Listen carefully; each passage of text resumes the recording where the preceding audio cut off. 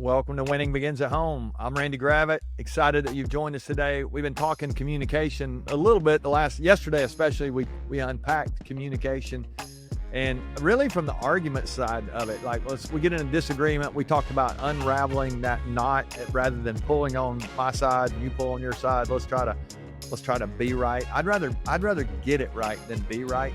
Well, today I want to continue to build on the idea of communicating and talking about this. We said yesterday that it's the oxygen of any relationship you have. Got to make sure that we communicate correctly. And I think today that there's a couple of questions that we can ask that might really help us. They actually will tie in some of the stuff we've talked about really for the last couple of days. Remember the question a couple of days ago? If you missed that episode, go check it out. How can I live my life in such a way the people who know me the best love me the most?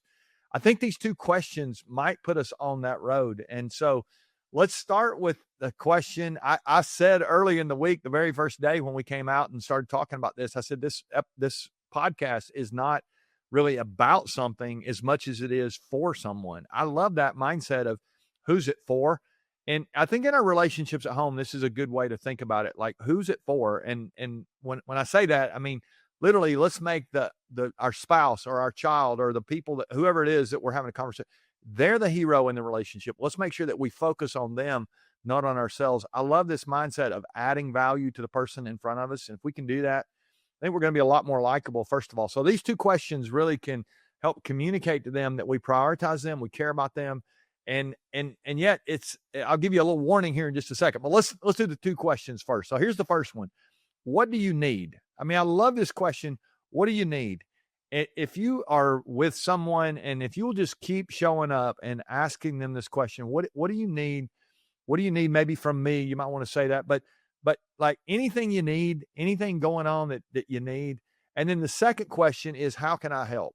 When you know what a person is going through, you know what they need, you know what they want, you know what they dream about, you know what they desire. And then all of a sudden you're asking that question, how can I help? You might want to say, how can I serve you? We like that question as well. How can I serve? I just think this is so powerful for us to have this mindset. I called it posture a couple of days ago, posture of humility. It's just reminding ourselves that the other person is the most important person. There's an old Bible verse that says, consider others as more important than yourself. And I think we need to be reminded. I mean, I think there's a reason they put that in the Bible is because we need to be reminded of it over and over.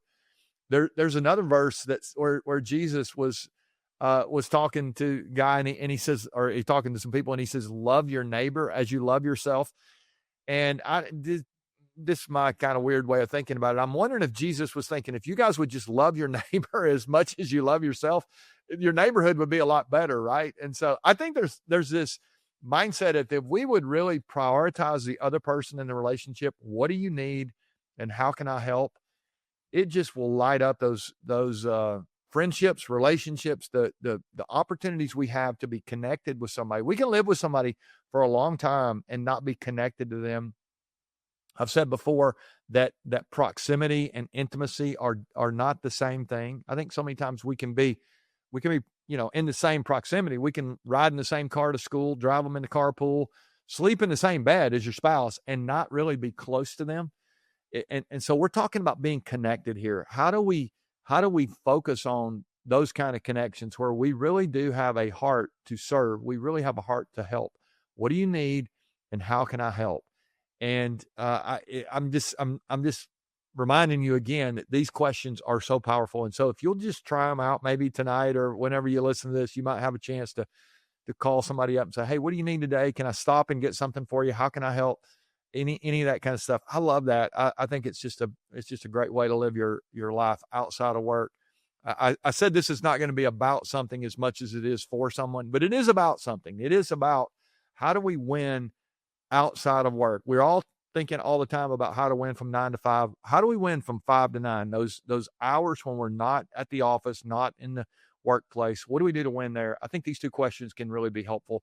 They'll help us add value for sure if we'll ask those questions. It's not enough just to ask the questions, though. There's something that we're going to get to do. We'll talk about that tomorrow here as we end the week. But let me give you one warning today before we go. It'll be really easy for you to filter this conversation around, I wish they would ask me what I need. I wish they would ask me what they could do to help me.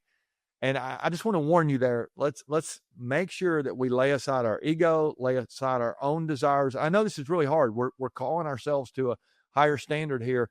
And maybe the person living with you is not appreciative of the carpool. They're not doing what they're supposed to do. They've got a rotten attitude, all that kind of stuff.